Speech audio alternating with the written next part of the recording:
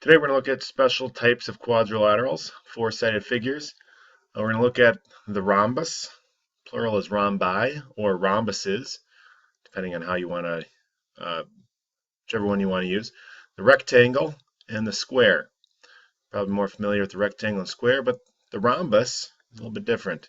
Funny little joke here. Why was the mathematician late for work? She took the rhombus. Good one. All right. We're going to start off by taking a look at GeoGebra and exploring those different properties of quadrilaterals, rectangles, squares. So first of all, let's take a look at the square. Seems to be everyone's favorite. It's pretty easy to look at, and you can use it. I put the link for these on the class website, so you can play around with these figures too and explore them as well on your own time if you wish. Properties of a square, you've probably learned those before. All angles are 90 degrees. All sides are congruent. The diagonals, maybe you haven't learned that before, but no matter what I do with this figure, shrink it, enlarge it, diagonals are always congruent. Angles formed by the diagonals, always 90 degrees. Let's take a look at its friend, the rhombus, which some people like to think of as a tipped over square. The rhombus, all sides are congruent.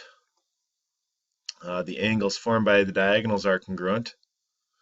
Diagonals are not all congruent. AE, EC are both 2.22, and BE and ED are 1.33. So you would know that those are bisected. So diagonals are bisected.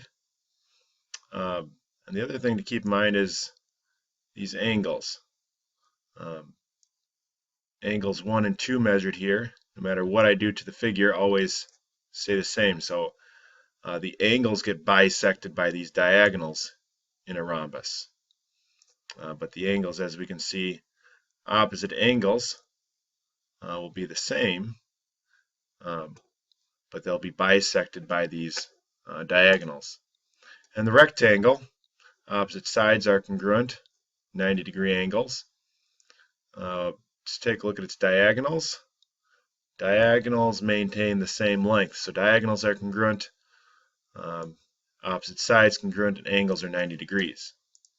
So let's put some of that stuff down into our notes. The rhombus corollary. A quadrilateral is a rhombus if and only if it has four congruent sides. So if all sides are congruent, we know that it is a rhombus. So next, classification of a quadrilateral, we can call it a rectangle if and only if it has four right angles. We looked in our in GeoGebra there and saw that rectangles always had right angles, four of them. So as long as ABCD has four right angles, we call it a rectangle.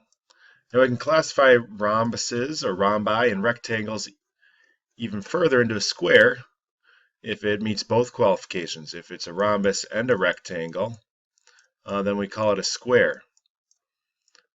So remember, rhombus, all four sides are congruent, and rectangle has four right angles. If it meets both qualifications, we call it a square. So a square you can kind of think of as a half rhombus, half rectangle. Actually, all rhombus, all rectangle, but kind of combine both qualities together.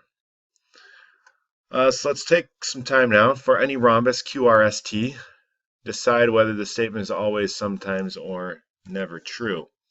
So if I'm to draw a rhombus, so we got a rhombus shape here.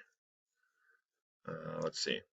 And if I look at those, why don't you take time to look at those two and decide whether that's going to be always, sometimes, or never true. So I can figure out how to draw this shape. There we go. So QRST. I'll label these points here. Will Q always be congruent to S in a rhombus? And will Q always be congruent to R, or sometimes? So taking a look at the first option, Q congruent to S, we would have to say that that is always true because in a rhombus, opposite angles are going to be congruent always. Will Q be congruent to R? Well, that's not always true. That would only be sometimes true because in this rhombus it's not true. But if we take our rhombus a step further and call it a square, well, then in that case they're all 90-degree angles, so they're going to be the same.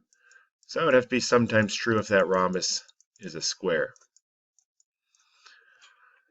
So now if we classify these quadrilaterals, we want to determine whether this is a rhombus, square, rectangle.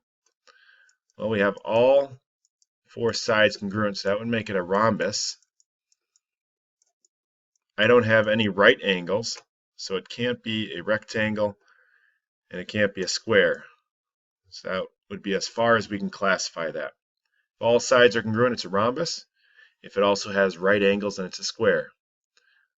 If all the sides are not congruent, but opposite sides are congruent, and we have right angles, then we could call it a rectangle. So some other classifications that we looked at and saw on GeoGebra is that if a parallelogram is a rhombus, if and only if its diagonals are perpendicular. So in the example that we have drawn in there, ABCD is a rhombus if and only if AC is perpendicular to BD. We know parallelograms are rhombuses also if their diagonals bisect a pair of opposite angles. We saw that as well. So ABCD is a rhombus only if AC bisects. So if AC bisects angle BCD and angle DAB, and if BD bisects angle ABC and angle CDA.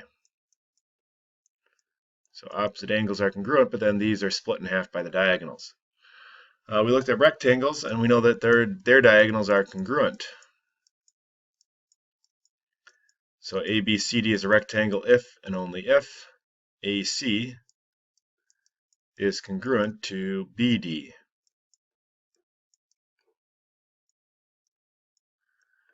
Those are other properties of the rhombi and rectangles. So all those that we just listed are biconditionals. Remember, biconditionals written can be rewritten as two parts. So we can write the conditional, the original conditional, and the converse. We're going to prove the conditional here of theorem 8.11 and prove that part. So if the diagonals of a parallelogram are perpendicular, then the parallelogram is a rhombus. So why is that true? So we're going to take our given information that it's a parallelogram first of all, and that the diagonals are perpendicular. Let's use that to prove that this figure is a rhombus. Now remember, if we want to prove it's a rhombus, remember we need to prove that opposite or all sides are congruent. So how do we do that? So try to come up with a way to prove that and pause the video, restart it when you're ready to see an explanation. All right, so here's a paragraph proof explanation. Go through that with you here. So if ABCD is a parallelogram, we know that AC and BD have to bisect each other. So if they bisect each other, you know those are congruent. And BX would be congruent to DX. We also know that angle BXC and CXD are congruent right angles.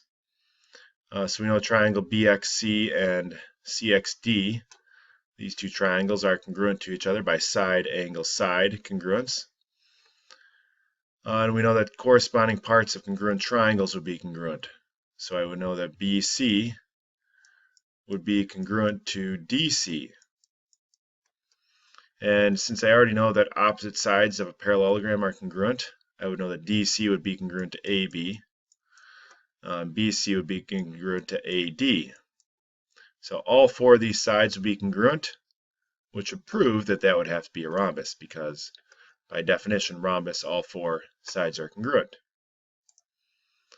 So let's close up by taking a look at this problem where we're building a frame for a window. It says the opening must be a rectangle. Given the measurements in the diagram, can we assume that it is? And explain. So see if we can figure out how we can assume that this is a rectangle. Well, if you take a look at this opening, and we're trying to get a rectangular shaped window in there, is this a rectangle? Well, I know opposite sides are congruent, and that's about all I know. It looks like the angles might be right, I can't tell, but since I don't know, we would say not enough information. We can't prove it's a rectangle uh, because we don't know. One of the key things for rectangles, we need 4 right angles. So the only thing we could conclude is that this is possibly a parallelogram. For part B, we measure the diagonals of that opening, and we see the diagonals happen to be 54.8 and 55.3. Can we conclude about the shape of the opening? Well, we once again don't have enough information for a rectangle because what should be true about their diagonals? Well, the diagonals should be congruent if it's a rectangle. So it might be a parallelogram, but it's not a rectangle because we don't have enough information to show that we have right angles here. So today we looked at rhombuses or rhombi, rectangles and squares, and looked at how to prove that those are the shape that they are. So rhombus have to have 4 sides congruent, rectangle needs 4 right angles, and a square has both of those. So we'll do some work on our assignment.